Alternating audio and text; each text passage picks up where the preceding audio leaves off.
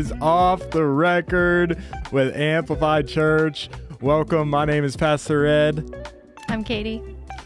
And we are so glad that you're here. This is our weekly live conversation where we pull back the curtain on church life, what happens behind the scenes, how we think about ministry, and things that just don't always fit into the Sunday service.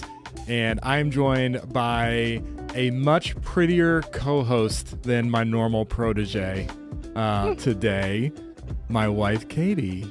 Hi, babe. Hi. Katie was maybe a little hesitant to join us today, but I'm glad you said yes.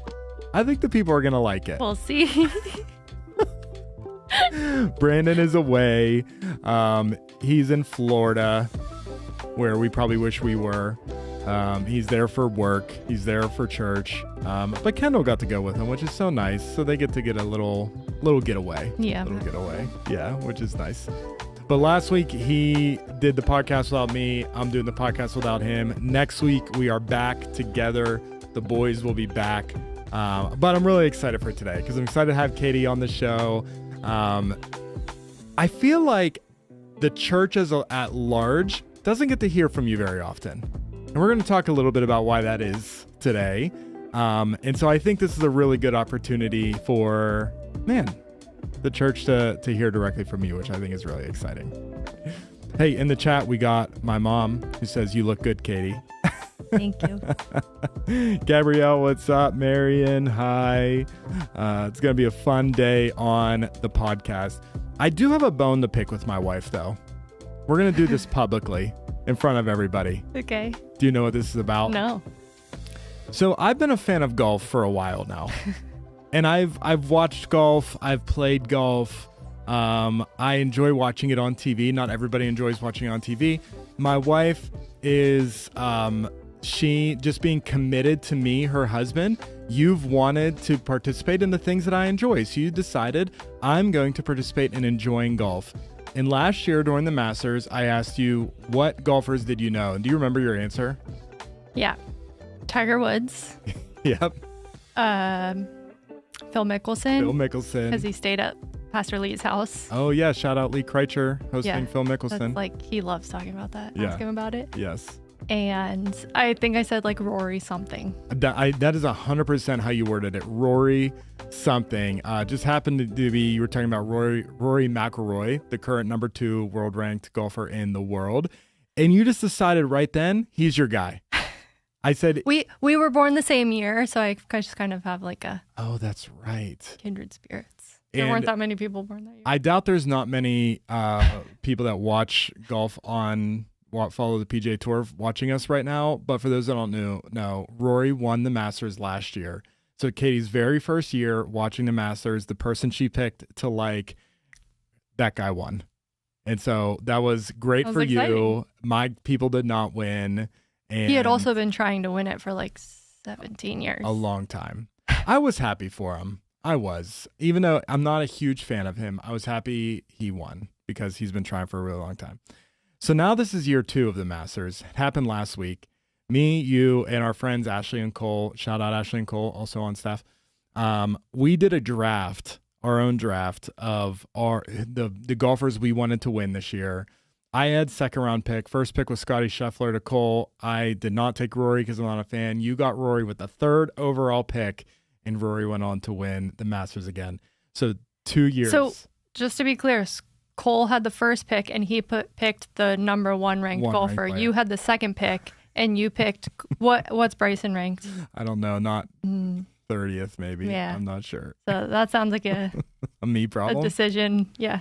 But I think the bone I have to pick with you is the moment you start liking golf, your person wins the biggest golf tournament of the year 2 years in a row. I'm very jealous of that. It feels like you picked the Patriots of the 2000s or the Dodgers of today. How do you feel about that? Yeah. I mean, he was still ranked the number 2 world golfer, even though he hadn't won the Masters yet last year. So it's not like I picked somebody way down the list and he just happened to win. That's true. That's true. But I am excited. It was a fun year. I'm very happy for you. You are the one that wanted me to start watching golf, so you can't be mad now. That's true.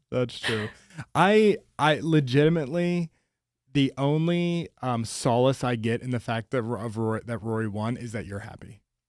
Thank you. Yeah. But the more I like Rory, the more you hate him. Yeah, kind of. Kind of. Fun fact about the name Rory. Rory was also... We almost named Piper Rory. We did. You vetoed it. I don't remember why. Because her name was going to be R. Aurora and then Rory for short. And you were like, it's too hard for a little kid to say. That's Aurora. Right. Yeah. I think the double R, I remember thinking was going to be hard. Which is true. Yeah. So we landed on Piper. Yeah. Honestly, even now, she probably wouldn't. I don't know if she'd be able to say her own name. Know. So it was a good decision. Well, we're going to talk a lot about Katie and I throughout the episode. History, how we met, what was my best physical feature when you first met me. We'll get into all of it.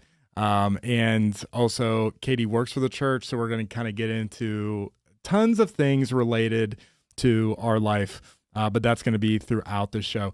If you're watching live and you have a question for me and Katie, for us, drop it in the chat. We would love to know. We would love to answer that for you. But first, it is time for the Sunday Rewind.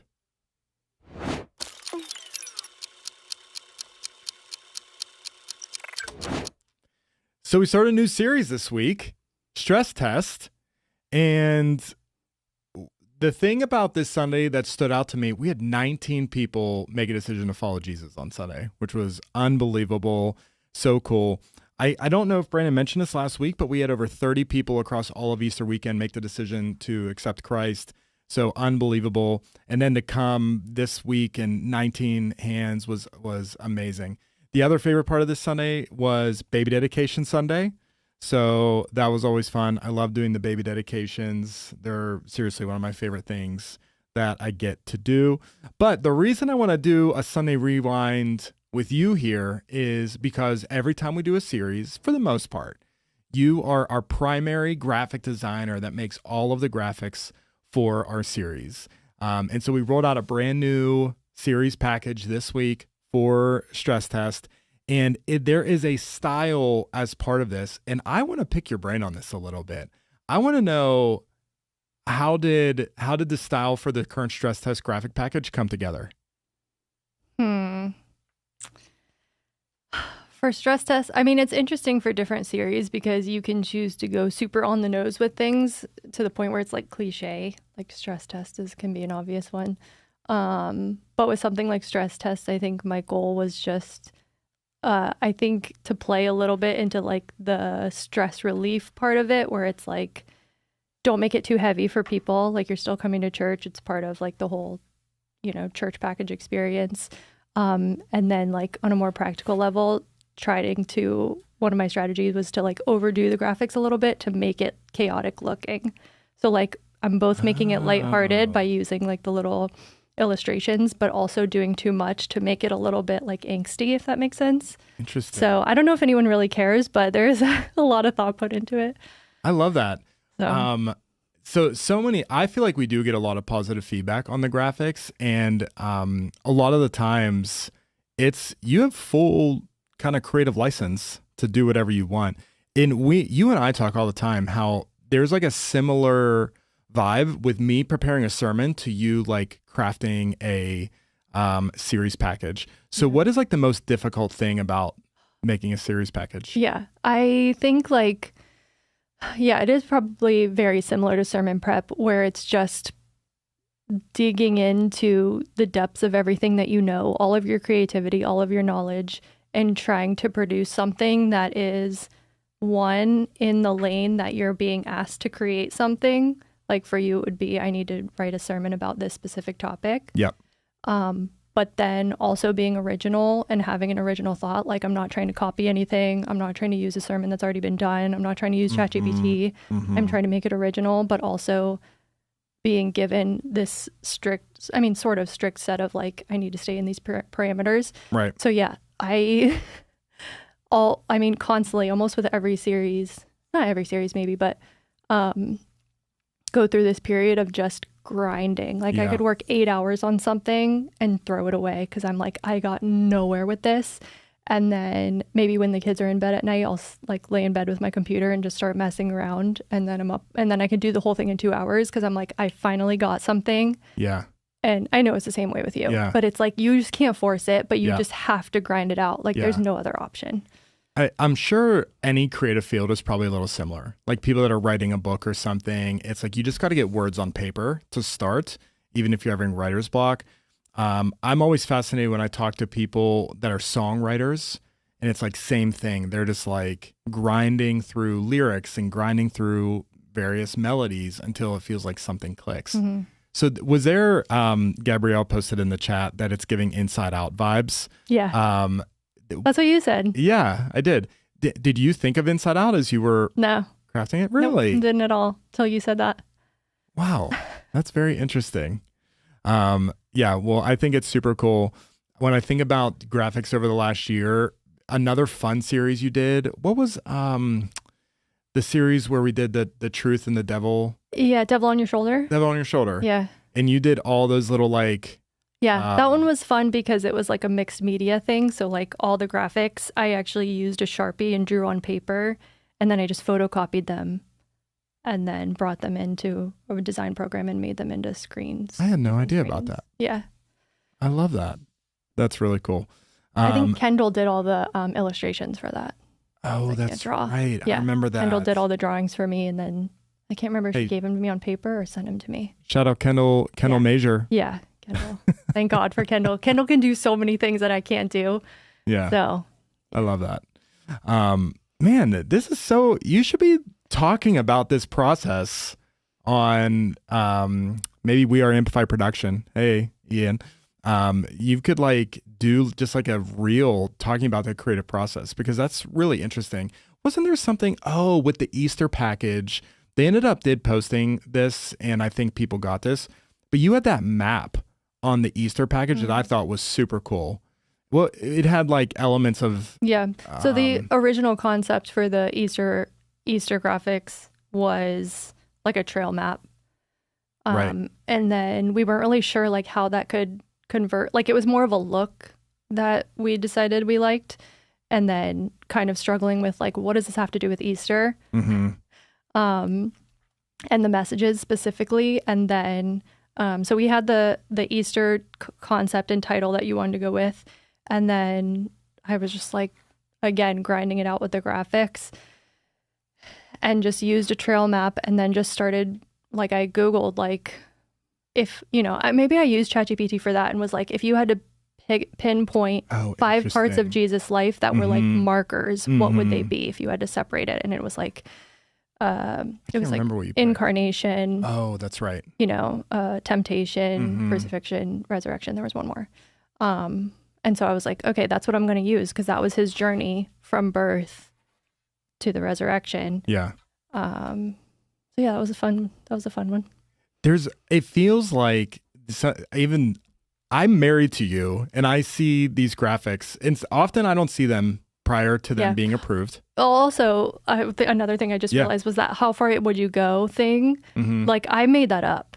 Like there's so many things that I make up when I'm making the graphics, and then it becomes the series. Like you kept saying that on Sundays. You're like, this series about how far you would go, and I was like, good thing it fit with that, because I just it came I just out of decided that worked with the whole thing, so I put it on there. Well, we will brainstorm. So typically, like our flow, it'll be Brandon or I have just like a concept, and we'll have this concept. We might flesh out a few title ideas ourselves. We might flesh out a few like core potential verses and like core thoughts, but then we give it to you, Mike to Dominic, Gabrielle, Cole, and we are just on this group chat, and it's like, hey, what do we think? And we're just like peppering thoughts. And a lot of times there will be a creative direction that one of you comes up with. Oftentimes it could be you, where you guys say something that does paint the picture better than we did it ourselves. And then it becomes, the calling card. That happens a lot. Yeah, it does. And a lot of times it doesn't, though, which is the hard part. I think of like a creative job is like people are looking for you to have an idea for everything. Yeah. And sometimes you're like, I got nothing. Yeah. Yeah. We do have those moments. Yeah. And it's actually been better. I think it's been better when we've moved it to our Teams chat for that brainstorming, because it's like, all right, we all know we need to sit on this and think of it and give a response. When we first started in 2024 with this, we would have like meetings and we were like, this series, and we'd all be sitting there like looking at each other. Mm-hmm. You know? Yeah, you just need time. You need time because you got to grind through it. So it does feel like you have these Easter eggs, or maybe Easter egg isn't even the right way to say it, but these foundational principles about the graphics that just somebody that's coming in and looking at it might not be able to see or tell. But from your perspective, you're coming at this from a holistic point of view. I'm creating something that's going to help communicate the message. So are there guiding questions or guiding principles or prayer or anything that goes into the way that you start out a journey to something like that? I mean, depending on the series, like I'll just look up relevant Bible verses and see if there's anything specific that, you know, gives me inspiration about what we're going to be talking about for any given series. Yeah. But yeah, I think there is a lot that goes into it that is never going to be tangibly recognized by people. Like I was saying with this series, like how I purposely tried to make it chaotic. Nobody's going to walk into the room and be like, oh, I get it. There's so much stuff on the screen going on. Get it? Stress test. But it's those little intangible things that creates the entire package of what we're trying to communicate. Yeah. And while people wouldn't maybe be able to point that out, it all sort of, it's like a wave. Like all these little droplets are pushing you in the same direction to what I'm trying to communicate to you. If that makes sense. No, I love that. Gabrielle asked, are you self-taught or did you go to school? No, I moved to Pittsburgh. I don't know if we're talking about this later. Yeah, that's fine. I moved here in 2009 and went to the Pitt Dental School and to be a hygienist. Yeah. Graduated from Pitt Dental School in 2011. And then like after I met Ed, you know, got pregnant with Piper, started working for the church. And then I actually started working with, my first job at church wasn't with the creative team. But I saw that there were like some holes as far as like organization that were going on, like things that needed to be done that there was like too many creatives and nobody managing them. So that was my first time being like, hey, can I like make you guys a calendar and like help you move forward on this? And that's how I started. And then just like kept getting more and more involved. Yeah. And kind of evolved to this. And eventually we needed a graphic for something. We didn't have someone to make it. And it was like, Katie, you got to figure this out. Yeah. So I don't know. I definitely go through like, what do they call it? There's a term for it now. I can't think of it. But like just self-doubt of like, what's that term I'm looking for? Keep talking and it might come to me. I'm not exactly sure. Imposter syndrome? Imposter syndrome. Oh, yeah. Thank you. I don't know if that's applicable when you literally don't have training for something, but yeah, definitely just like imposter syndrome of like, I don't know what I'm doing. Like I'm self-taught doing this. Like I can figure most stuff out, but like at the end of the day, there's going to be so many things that you create and push out because there's a deadline. You don't have a choice. Yeah. Like you have to give something Yeah. and you're like, I don't love this, but here it is. Yeah. But it's all part of the process, I guess. Yeah. Rob said he got an award 3 years ago, most likely to request a graphic for an event on time by the creative team. Is that true? That's probably true. It's hard to say now because he's not personally requesting anything. But yeah. I mean, look at how organized Rob is. That's definitely him. Yeah, that will be him. Yeah. Who on the staff can we publicly call out for being the least on time to request graphics? It's got to be Brandon. He doesn't even request graphics, and it's just like the least fill in the blank. Can I tell you something? My goal for this podcast was just don't have a Versailles moment and we'll be good. He's still committed. Brandon's just getting flamed for that. I know. He is. That's the part of my job is just, tormenting Brandon because he just takes it like a champ. Rob's in the chat. He says, we love you. You're so gifted. Gabrielle says, power couple for real. Leah, love the creative team. Yeah. You guys really are extremely talented at what you do. Thank you. And even right now, we're already planning the next series. I assume you're designing that one too, but we're right now in our chat, we're like debating what the title is. And I think all of us would probably have in an ideal world, maybe we're even working a little farther ahead, but sometimes things change, even like with me and Brandon, or like, what are we preaching? What are we doing? So working about one series ahead kind of tends to be, I mean, for better or for worse, there's so many things going on. I'm sure, I know for a fact that Mike would like us to be like 6 months in advance. Right. Also, it's been going on since childhood, where it's like, when I get to the final 11th hour that's when I'm going to start working on it. It's at the very end. There's that. Okay. I do that with preaching a little bit though, too. There's something about having a deadline. Yeah. It's the pressure. Yeah. And it's helpful. Yeah. Hopefully we can break out of that. Yeah. So when I grow up, I'll break out of it. So I have a segment. I'm going to go to it, but I have a question for you as we start this new segment. It's time for the cutting room floor.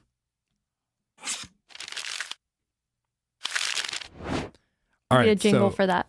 We do need a little jingle. So you've obviously watched the podcast. You've heard us do cutting room floor before. Typically, this is about my sermon and stuff that I did not put in a sermon. I do have a few things that I'll share. My question to you is, do you have a cutting room floor moment with graphic design? Like, was there an element you might not have it for this, or maybe you can think Easter or something. Was there an element for, as you were designing stress tests, that was like, oh, I really love this concept, and you tried to flesh it out and it didn't work, and now it's just kind of hanging maybe for a future idea or like something? You'll use it later. Yeah. Could you give an example of something like that? I mean, it would be hard to describe like different designs that I've tried that didn't work for whatever series I was going for. But yeah, I think that happens all the time. Like I'll have, like if I, in my file, like I'll finally have all the fleshed out graphics. And then maybe on the side, I'll have like a bunch of different things that I imported, like different photos or whatever. And it's like, they just didn't work, but they're over there. So in 10 years, like I store all my files on our SharePoint thing. Like if somebody opens it in several years and there's like, oh, I want to look at this. Like there's almost every package has like some random stuff in the corner, Interesting. On my sermons, I'm pretty transcripty when it comes to my sermons. And then I have a thing at the bottom called extra. And it's just all my content that I had to cut out. And I send this document to a lot of people. Like it goes to like the ASL team, for example. And I always wonder, did they go down and look at that stuff? Because it is a mess down there. But I preached the first week of stress test, and I pretty much sat in Philippians 4 the whole time. Got a lot of positive feedback around the sermon, and just about how do we combat stress, how do we combat anxiety, and how can we be proactive to help fill our mind with truth so when anxiety speaks, we can combat that.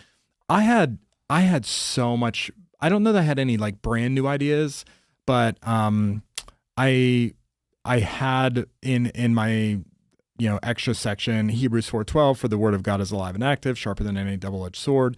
And as soon as I came off the stage, Pastor Terry grabbed me and was like, you should have said Hebrew, like she had it like locked and loaded.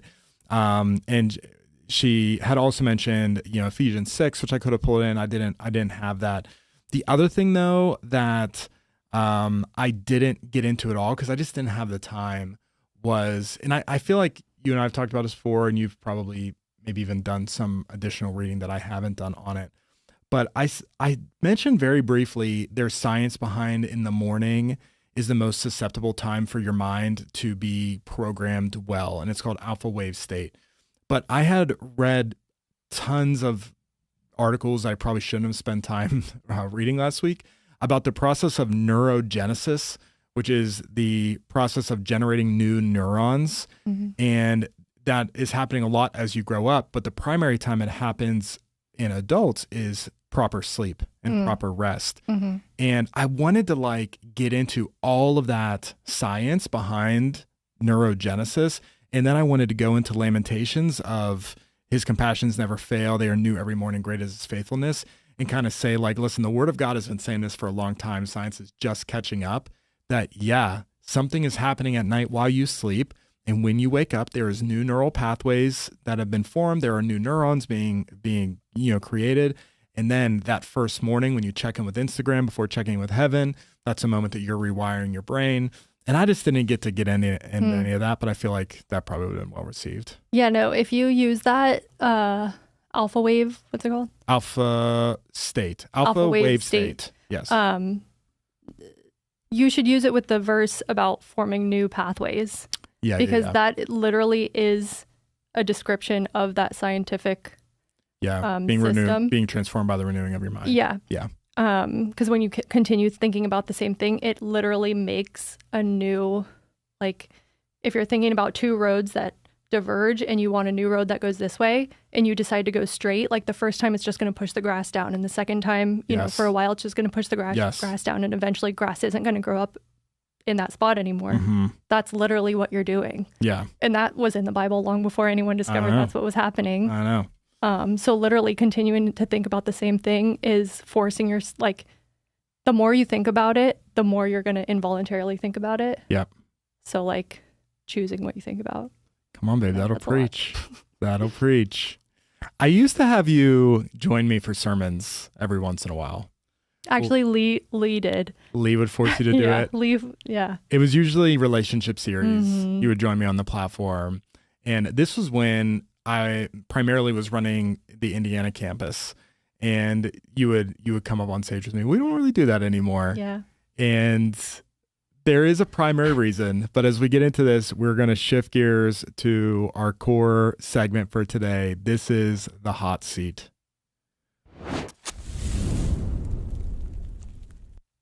Do you like that one? Who's the hot seat? You or me? You. Oh, okay. It's kind of both of us, but it's a little bit you. Okay. We'll see. Hey, Joey to Dominic said the jingle for Cutting Reform should be Joey Gladstone saying "cut it out." I like that, Ian. People don't know. We'll work on that. Joey, that's dating us a little bit there, Joey. I don't know. Like, MJ's in the chat. Do you know what that means, MJ? Joey Gladstone saying, and intern Emma, do you know? None of us have any idea. Ian doesn't know either. I'll try to. You don't know who Joey Gladstone is? Correct. Okay. Wow. There we go. Now Joey's sitting in the office feeling super old. Okay. Don't make that the jingle then. MJ does not know. Oh, it's from Full House? Yes. Oh, okay. I just did a Google search and I was like, oh, okay. Oh my gosh. Cut it out. I was actually thinking wasn't there like a jingle on their Good Morning America show with Danny and Becky? Yeah. Could be that song. That would be funny. That would be good. Not that Ian would know what that is. Cut it out. Cut it out. Cut it out. Cut it out. Amazing. I found it. Yeah, we can hear it. Thank you for supporting me, Leah, Joey, and Ashley. Wait, could the audience hear that too, Ian? Oh, yeah. Okay, great. I'm just making sure. Sometimes I thought for a second I could get the video over there too because it was a TikTok that I pulled up, but I couldn't. That's amazing. Yeah, that's dangerous to do live too. Yeah, All right. I was really scared. I'm not gonna lie. I was like, please be okay. It is time for the hot seat, and we are going to be talking all things Katie and Ed. That is the plan for the rest of the episode. So let's start super easy. We'll get into it. How long have we been married? What is it, 2020? 14 years? 14 years. August 3rd. 2012. 3rd or 10th? 3rd. 3rd. Here's the reason why that is hard for me to remember is our friends got married on August 10th, 2012. And we're always remembering each other's anniversaries. Yeah, because we weren't friends then. We weren't friends then, became but we friends are like now. a month later. Yes. Yeah. And I literally will forget our wedding is it the 3rd or the 10th? That sometimes happens to me. So, we got married August 3rd, 2012. We met August of 2010. 2010. So I graduated from college. I came back to be an intern here at Amplify. I'm the college director. You moved to Pittsburgh to follow a boy, right? Well, also I was accepted to Pitt Dental School. Yes, that's true. But you applied. But to Pitt my Dental boyfriend School also because was your going to a boyfriend here. different college in Pennsylvania. Yeah. So you moved to Pittsburgh. Things don't work out between you guys. Praise the Lord. And Yeah. you. So you end up at Amplify how? Yeah, so I was living with a family in White Oak while I was going to college, and I started like Googling churches, and I just like I think I tried a couple that were like different than what I was used to because I grew up always, going to the same church. And so I decided to look on YouTube, which was like relatively new at the time.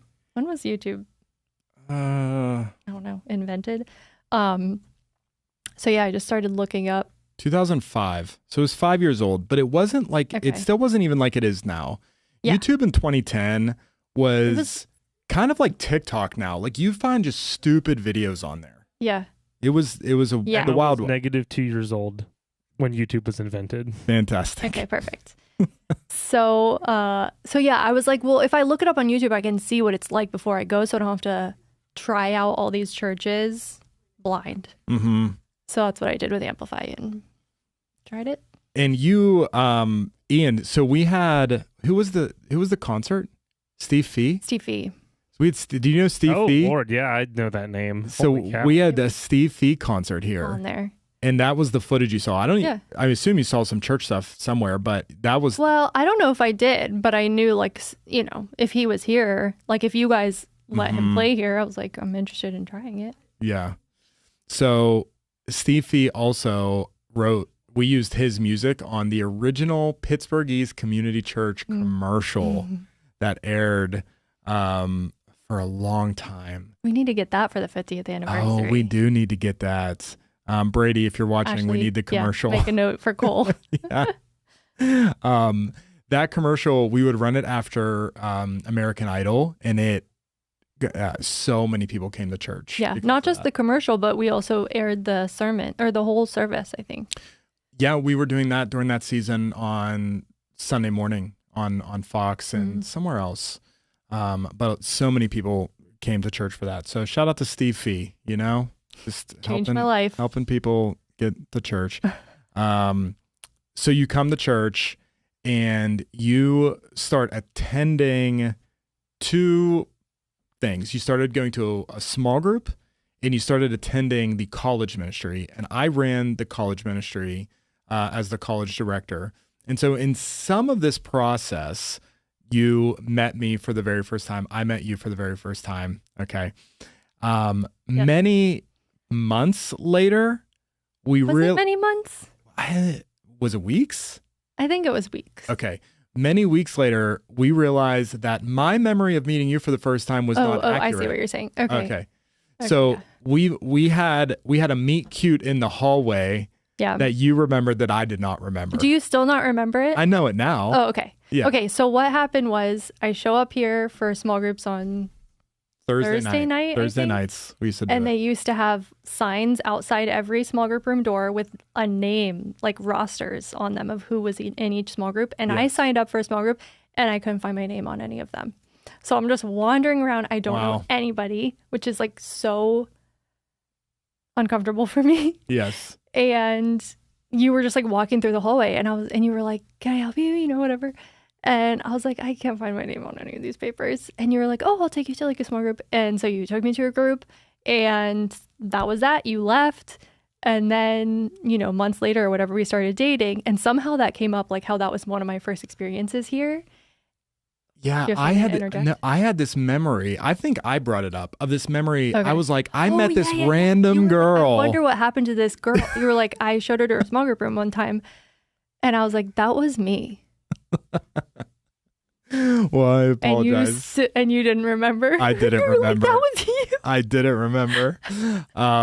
But that was your first time. And then everybody that was in your small group was college age. So they pretty much all stayed. So the way it worked, we had groups happening and then you would come up to the college ministry and we had worship. It was similar to now, but we would have worship in a message and everything like that.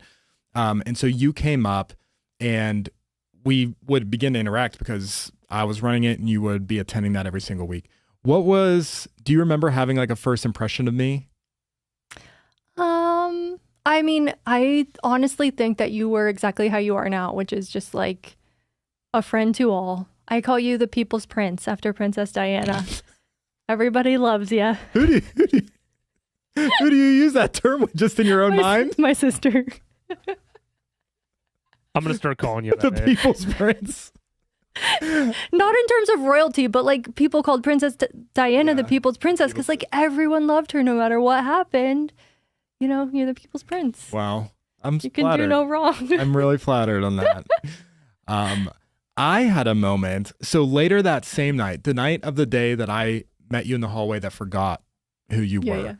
I had a moment talking to you that evening at the college ministry where I immediately knew Fell I in was love. into it. Yes. Do you remember this story? Yeah. So Remember it all. you remember it all. So as a church, we were reading the book Crazy Love by Francis Chan. I had already read the book. I was not actively like in a small group, but we were reading it. All the small groups were reading the exact same book. And so you were reading it as part of the group. You came up, you were sitting at a table by yourself. Actually, no, I think you were sitting with some other girl that might have been in your group or by yourself. I think I was Okay. by myself. All right. Yeah. So I didn't know anyone. I'm mingling around, talking to people. I see you sitting there. I'm like, this girl's cute. Let's go talk to her. She's also sitting by herself. It's my job to make sure people feel welcome, right? So I go up, I'm talking to you. And I said, what do you think of the book? And you said, I don't think I've ever loved anybody before. And you went into the details of the contents of the book and how Francis describes the love of God. And I remember thinking, I'm so into this girl, because thinking very thoughtfully and very deeply about the Word of God and about theological context around these things, which obviously this is a side, it's not the Bible, it's a side book. But thinking very deeply about the love of God was that's something I was doing as an aspiring pastor. I was really into theology, really into just thinking about theology. And so for you to say the very first sentence, well, that wasn't the very first sentence because we met in the hallway, but in my mind, it was, I don't think I've ever loved any before. I thought it was so profound and so thought-provoking, and it immediately sparked something in me, like, I want to know more about this girl. Well, just to clarify, I wasn't talking about like romantically. I mean, that could be applied. Yeah. But the point being like love is patient, love is kind, Right. etc. Right. It's like if that's what God calls love and that's what God's love is towards us, Right. how am I coming anywhere close to that? And Right. if I'm not, then how am I calling that love? Was Right. the concept. Yeah, I got it. And it was profound at the time. And I still hold on to that memory of like, it was so special to me. Now I know it was the second time I met you, but it was, that was It was meaningful. more memorable That was the meaningful second moment. So we start going on dates in that fall. And all it was that fall was just going on dates. I remember going to TGI Fridays after church. Steak and Shake. Oh yeah, Steak and Shake. I remember that. We went to see Harry Potter. Mhm. Our very first date, you kidnapped me. Shoot, intern Emma wants to hear the story. I can hear her laughing through the door. She's chuckling. I took her our first official date, intern Emma. We went to see Harry Potter and we went to Steak and Shake on Thanksgiving Night. night. And we so we do that, and then I take you home. I'm driving you home. Again, you're living with this family. You're renting a room in their house. We pull up to their house, and they're sitting in the driveway at 11 o'clock at night, 11:30 at They night. invited me to go Black Friday shopping with them. And they're ready to go. The car is on, and the van door is open. Yeah, they're just waiting for us to like, pull in let's and jump go. in. Yeah. They're like, let's go. And they say, do you want to come? And I'm like, yeah, sure. Yeah. Like, And the van was full. We had to get in the very back. Yeah.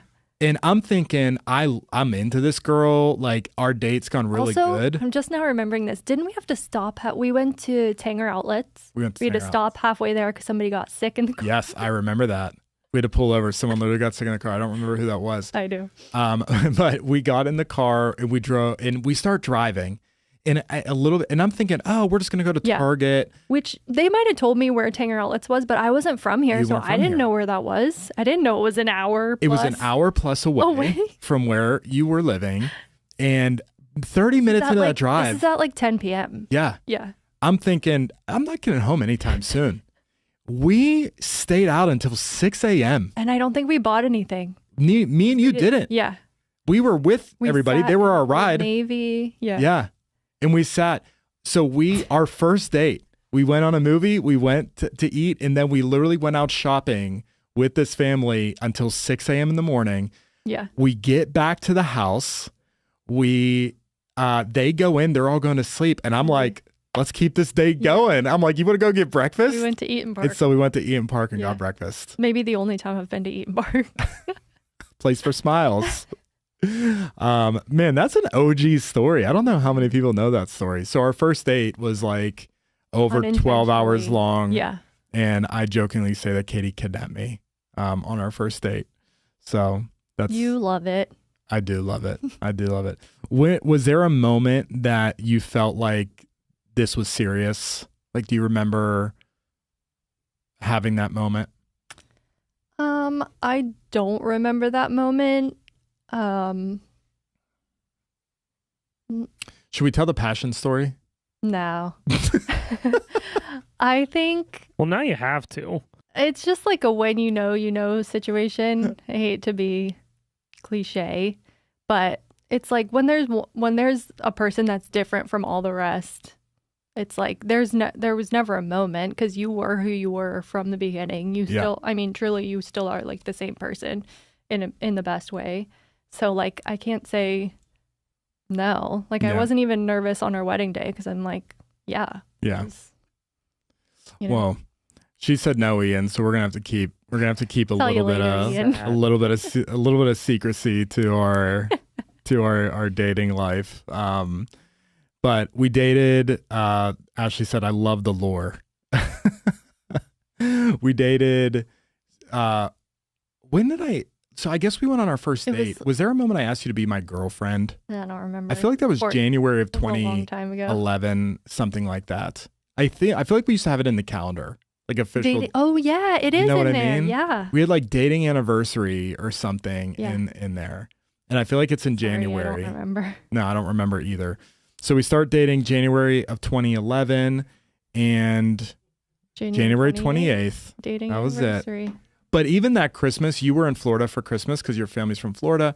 We sent gifts to each other. We have opened gifts over FaceTime. Or, Mhm. I don't even know if it was FaceTime. No, I think I just like texted you when I. Oh, okay, yeah. So like we were getting Ed's gifts. first gift to me ever was an ESV Bible Was a Bible. study. Got her a Bible. I still have it. Yeah, we still have it. So we start dating January 2011. We get engaged January of 2012. Mhm. So a year later. The only highlight I'll tell about that season was I remember video chat calling your parents to ask permission to marry you. I'm living in an apartment with Mike DeDominic, Brennan Thrower, for our Amplify family that knows Brennan. He was the And voice of the Easter videos. He was the voice of the Easter videos. And MJ, I was 8 months old. Great MJ. And Brian Johnston, who still lives in the South Hills, but he plays drums here. So we're living in an apartment together, and I'm talking to your parents. They're on a computer screen, and I can't remember who, but somebody was on the other side of the screen doing, I can't remember the specifics, but something inappropriate to try and make Gestures. me laugh. Yeah. And that was really uncool. That's all I remember about that. I don't think it was Mike. Me and Mike were the No. responsible ones of the group. So it wasn't Mike. But obviously I got permission. We got engaged January 2012. We got married August of 2012. And that started this new journey of marriage. And now we've been married 14 years. Happily married. Amen. Well, I don't even know what to ask about this last marriage season. One thing that the beginning of the marriage season was a lot of fun because we didn't have kids. We got Juno, we just had to put down last year, but he was kind of like our baby. Very fast, we got a house. we ended up like lucking into a foreclosed house in Plum, got a great deal on it. So we started that journey very fast. We only lived in an apartment for about 6 months. Shout out to Lower Borough. Brandon and Kendall live in Lower Borough, but lived in Lower Borough in an apartment, got a house, got a dog, felt like we were living like the American dream of doing that. I start leading the Indiana campus. We're leading that really together in a lot of ways. And that was the season that you pulled out of doing dental hygiene. You start working at the church. We already like covered all of that. And then we started having kids. So recap our children and when they were born. Piper, November 2015. And then Harrison 2 years later, October 1st. I know the answer. I'm just letting you talk a little bit more. We did have some trouble getting pregnant early on. Not a lot of people know that portion of our story. There's definitely some couples in our church that have had it much more difficult than us. But we're trying for about a year with no success. And we were able to really, through some natural health means, figure things out. We were able to get pregnant, had Piper, had Harrison 2 years later, and now we got our family of 4. It's pretty great. Mm-hmm. Piper, for everyone that knows this, she's full-time special needs. We noticed, early on, maybe 4 years old, 5 years old, through her going to preschool, that she had some delays. And one of my questions was going to be, what has been the hardest season that we've had to walk through in marriage? Would it be the journey of Piper? Oh, I'm sure it has. Yeah. Yeah. I mean, it's hard to say. It's hard to pinpoint because we've had Piper for, it feels like, most of our marriage. Mm-hmm. But yeah, the challenges that come with that. But yeah. We had goals to have more than 2 kids. Yeah. I thought it was 5. You thought it was 3 or 4. I don't know. Yeah. Who knows? That quickly shifted after 2 and just the needs of Piper. But I feel like our family's perfect. Yeah. Honestly, I can't imagine it any other way. Yeah. To be honest. But I will say God has been so faithful to our whole family through that season of navigating Piper's difficulties, not just to me and you and our family, but also to like Harrison, growing up as the younger sibling and what he's had to learn about having a sibling who's not quite neurotypical and how that's helped him to take some steps forward.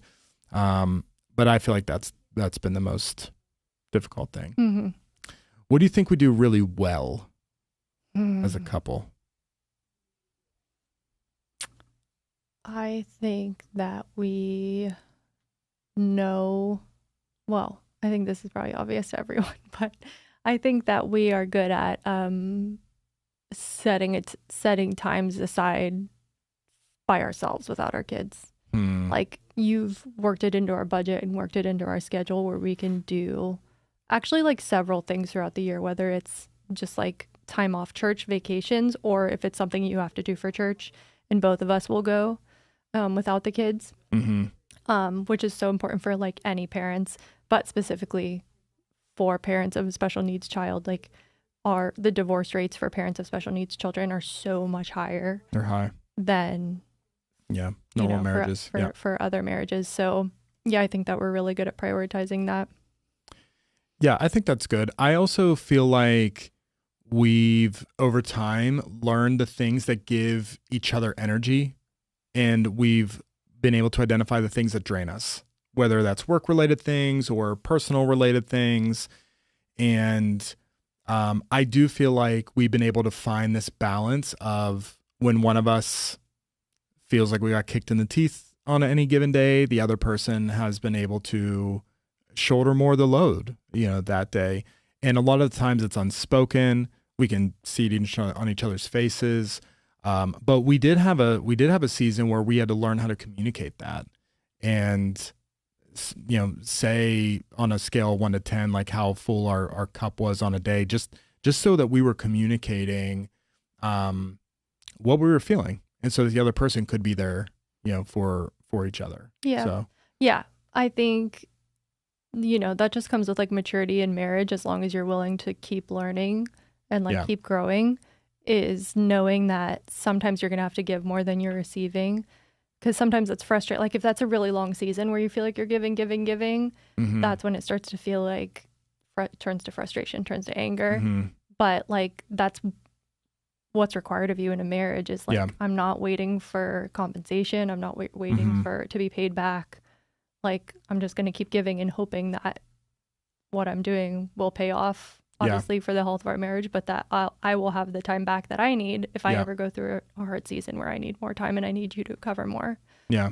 It's just part of it. Communication. I think that's so strong, like in a relationship, where we're both working for the church and like full-time ministry and stuff, where it's like the job isn't just the job, it's our life. And it's been our life for a long time, where it's like in some ways it's good that we don't separate, like in my mind they're not separate, like this is just it's all encompassing our life. So in some ways that's good, in other ways it's hard. But just viewing it from a standpoint of like, you have a lot more requirements on you sometimes than I do, and like it's maybe not my job on paper as what my job for the church is, or it wasn't in your job description when you took this job, but like part of the job is like me being there when you can't be there. You know what I mean? Like for our family going on missions trips, every year, or when you have to leave at night for a meeting or whatever it is, that like I'm going to be there. Yeah. Because that's part of it. So in the church world, we call that being a pastor's wife. So what do you think about that label? I mean, it's just a title. Yeah. Is there certain misunderstandings that people have about being a pastor's wife? Or are there certain expectations that you feel like have maybe been spoken or unspoken onto you with that label? Are there expectations? Maybe. We're not really aware of them. Yeah. Nobody's ever said anything to me that I'm not what they thought I would be, or that I'm not doing enough. Or... Yeah. One thing that's very, very clear to you and I that you have zero interest or motivation to do is you don't want to be a person on a platform. And so even though you did that with me in the past, whenever I took this role, we had that conversation, and it was just you saying, that's not something I want to do. And I basically just said, all right, I'm committed to not forcing you to do that. So I have you come up on Christmas to hold my hand so we can wish it's Merry one Christmas. Thing when I'm silent. It's another thing when I have to have actual active thoughts going on, where there's just nothing there. Yeah. Me and Joey were talking about it before the podcast. She said it's fight or flight. And my brain just, the thoughts are gone. Yeah. No, but I think like my role before and after the transition has remained relatively the same. Your role has obviously changed a lot, but in terms of like our marriage, my role in both seasons has been a helper to you. Like I was saying, like I'm covering when you need me to cover. There's so many intangible things that I have to help with. Even like when we have staff things that all the staff, are expected to be at or whatever, even if it's a fun thing.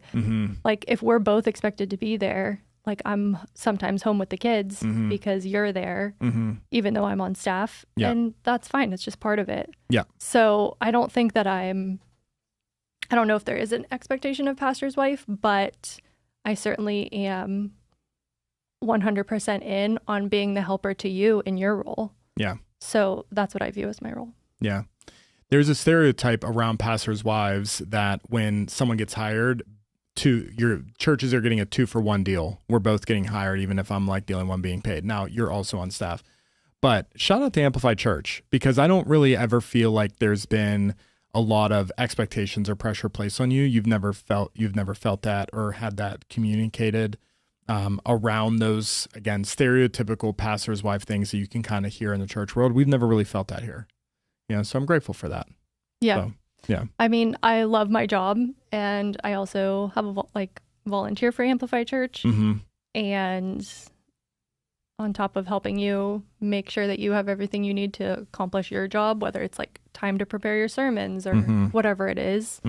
Like I certainly think I am contributing the way that I should be as a pastor's wife, even if it's not what is historically the cliche role. Yeah. I agree with that wholeheartedly. And you do a great job. I think one last pastor's wife thing. I think there's also some expectation that the pastor's wife should be extroverted and mingling around in the foyer. Do you fit that mold? Yeah, no. But if someone sees you again, there's going to be no thoughts in my head. If I'm in a group of people, it's blank. You're an introvert. And also it's going to drain me very quickly. So, but you do like people.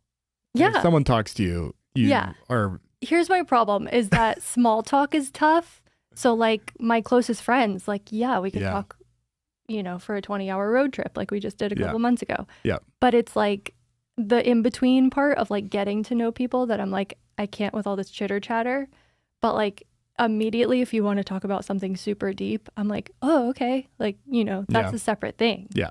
That's not small talk. Yeah. Does that make sense? Well, if you want to say hi to Katie, say hi to her. But if she is poor at small talk, it's not because she doesn't like you. Yeah. I literally have like sent, is Gabrielle still in the chat? I've sent Gabrielle texts before of like passing her in the hallway and just giving her and I texted her later and I've been like, I'm sorry. I don't hate you. Yeah. MJ said she's barely ever seen you, but she says hi. That's fair. So MJ, say hi to Katie if you see her in the hallway. I'm also the one like picking up the kids after church and taking them home and giving them lunch. So, it's busy. It's a busy day. That's the job. Yeah. Some quick hits and then we're going to do a draft. What is something I do that frustrates you? Oh, something you do that frustrates me. Wait, I had this. Now I can't remember. I have an idea of one. What is it? You hate that I say the phrase, come on. Yeah, I do.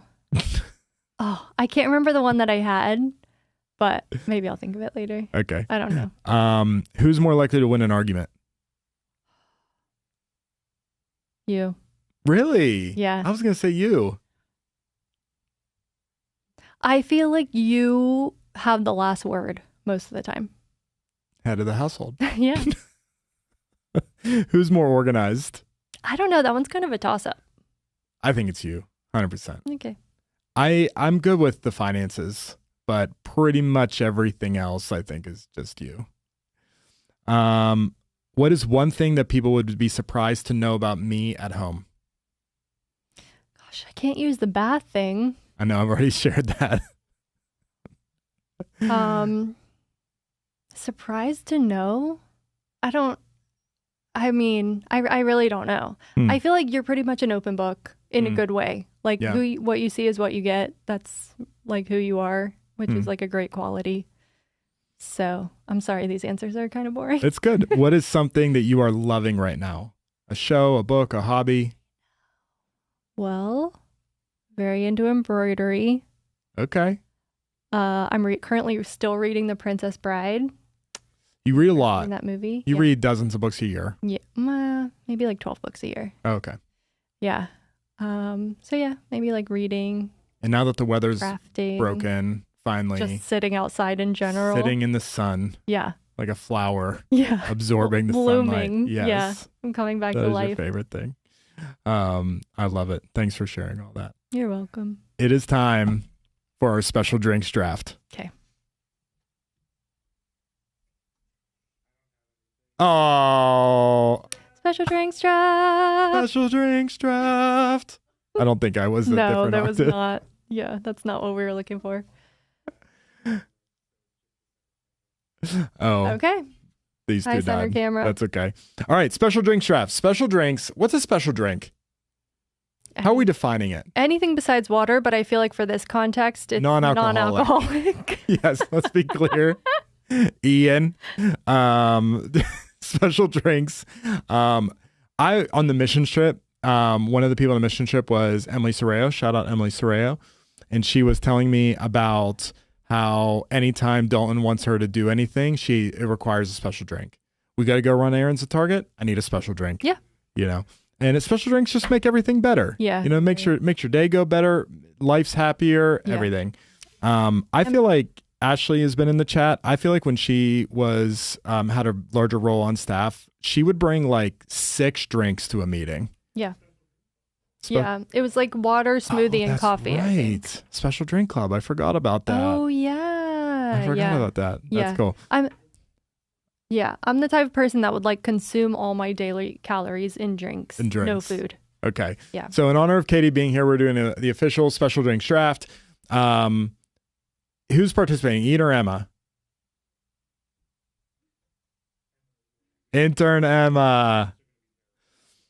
So That could here, be funny, actually. instead of randomizing the order, I'm just going to do ladies first. Katie's going to go first. She's the Okay. guest. Emma, you can go second. I'll go third, and it'll be a snake draft. Okay. So you have the first overall Gosh. pick. I'm nervous because like I have 2 that are really high, and I'm afraid if I put my top one top, then you might take my. This is the second struggle all the time. one. Okay. You're gonna be surprised by this. I'm gonna go with a classic though, which is sweet tea. Okay. All right, sweet tea, number 1 overall pick. I don't think I'm going to take your second pick. I don't think you are. It's We'll possible see. Emma might. It's a snake draft though, right? It's a So you snake guys- draft. Okay. Yeah. All right, first overall pick to Katie was sweet tea. Emma, you are on the clock. Shirley I love Temple. a Shirley Temple. They are good. They're very underrated. Piper loves Shirley. Piper Temples loves also. Shirley She just calls them temples. Yeah. She loves Shirley Temples.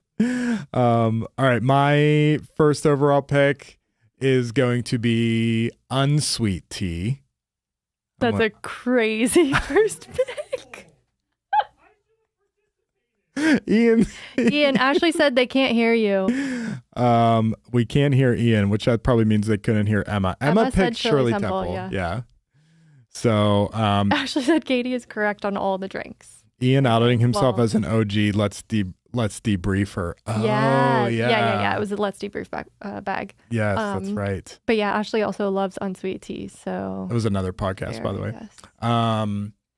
Okay, for my set, see, unsweet tea is I don't want I love sweet tea, but I Well, can't drink it. My all the time. strategy with the top pick is like longevity. Mm. And drink it all day long. Ashley Eckberg, shout out to all the unsweet tea drinkers. Yeah, Come she loves on, unsweet tea. unsweet tea. I do love putting stevia though in my unsweet tea. So if I'm at home, I'm gonna have stevia in it, which is great. With my second overall pick, my trainer Ken is gonna be very upset with me about this pick. I'm gonna go Coke Zero. Okay. I thought it was Diet Coke. Honestly, both are acceptable, but if you put both in front of me, I'm taking Coke Zero. Because of the taste or because of the contents? The taste. Okay.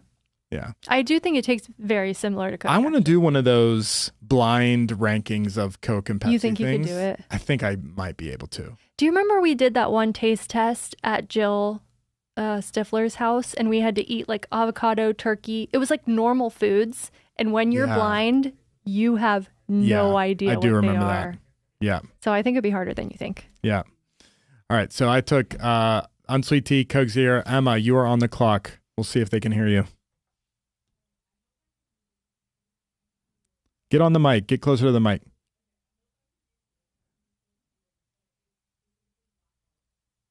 Okay. Like Glass? Mexican Coke?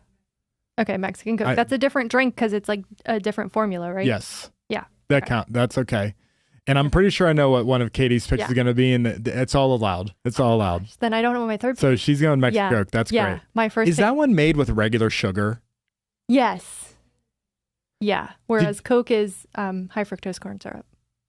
Intern Emma, did you see that? I just found this out. Remember I sent this to you? That during, is it Lent? Yeah. During Lent, it has something to do with some people group. I can't remember. It might be Jewish people yeah. that can't have corn Corn, yeah. during Lent.